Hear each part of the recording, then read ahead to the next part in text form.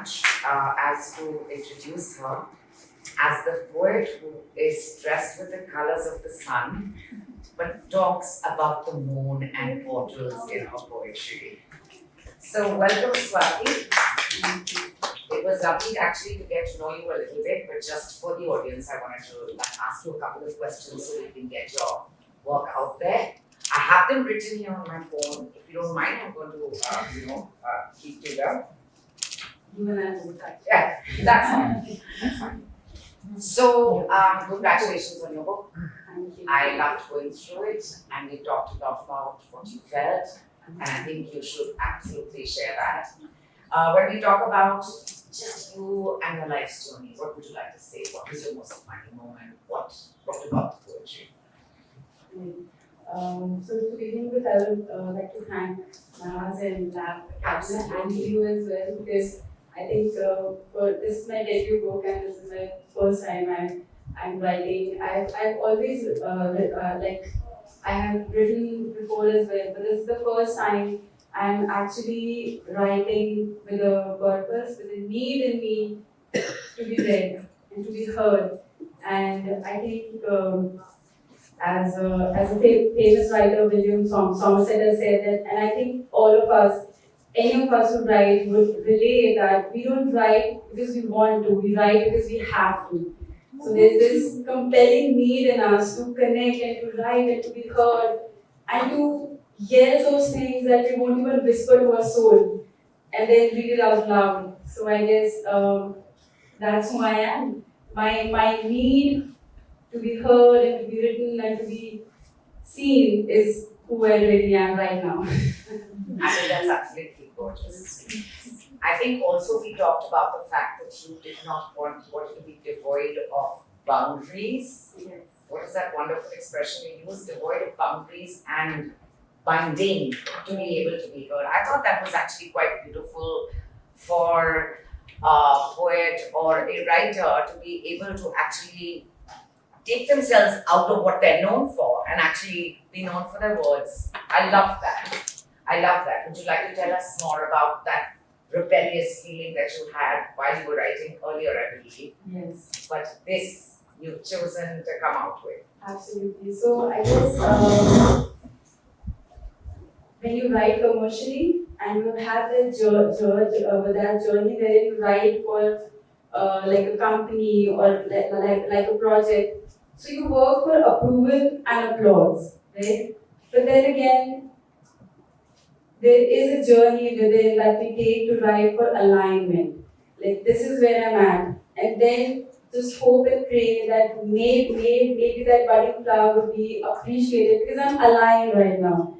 So I wrote this book not to be, of course, and applause is a dream, but to be seen as aligned. Like this is who I am at this point in my life, and I'm aligned right now. I actually believe hugely in alignment. I believe in the words that flow from you when you are free of every bit that you're looking for validation from the outside. I love that. I completely relate to that. And I would love for you to read something for our audience. Yes, thank you. I also wanted to, Mona ma'am's poem actually. I was actually crying back there because I have my mother with me, and every poem that I listen, मैंने हमेशा उनके पास में गई हूँ और मैंने उनको बताया है this is what I've written, because not because of approval, but then I wanted to make her proud. Like, you know what, I made a verse.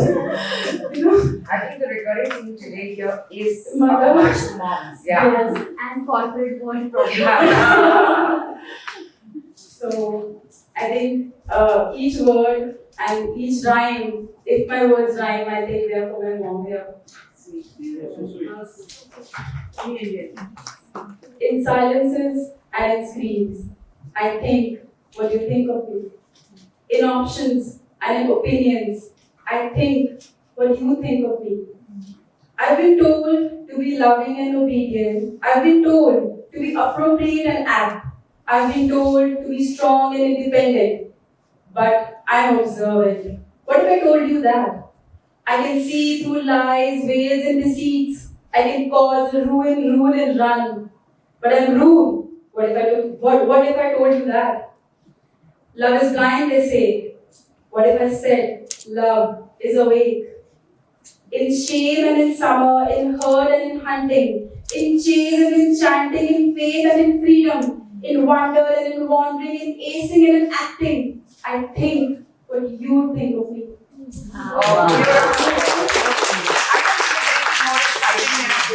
So excited about what they're performing. I love it. I love it. Would you like to read out a little more? Yes, I would. Yes. Please go ahead. Please go ahead. So, the book of my poem is You and I in Poetry and Portals. So, the last poem that I read was about you. So, of course, I have to get to be right. Yes. For sure. To truly feel true love, must I know I. To let the world go back and forth, must I pause I. To let the beauty kill the beast, must I see I.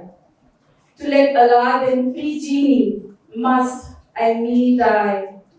To let the moon be with the stars, must I gaze I. To let the sun turn into moon, must I merge I. To let the loneliness be with my joy, must I love I. To truly feel true love, must I love I.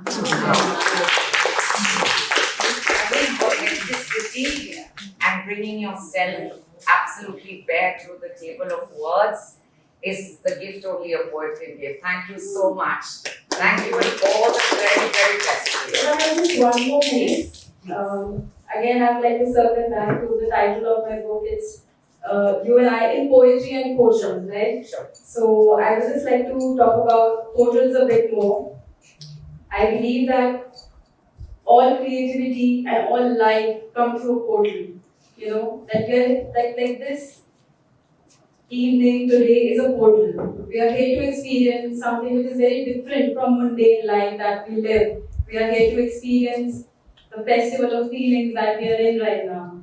So, in this book of poems, I offer you that magical portal wherein you find you and not me, perhaps. But before I take you on this bold journey of leaving behind what we have known and what we have been told to know, I would like to ask you just a few questions if you can be with me and answer to your own self and find out if those portals are for you or not. So, I'd like to ask you, all of you, Ask.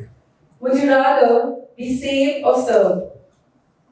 Would you rather have justice or joy?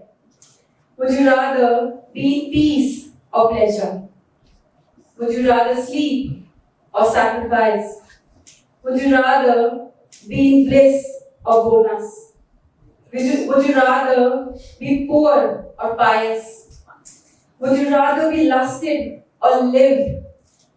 Would you rather be slave or sage? Would you rather party or pray? Would you rather be perfect or pure? Would you rather be sweet or salted? And to end with the greatest question of all, would you rather be loved or respected? Wonderful, wonderful, wonderful.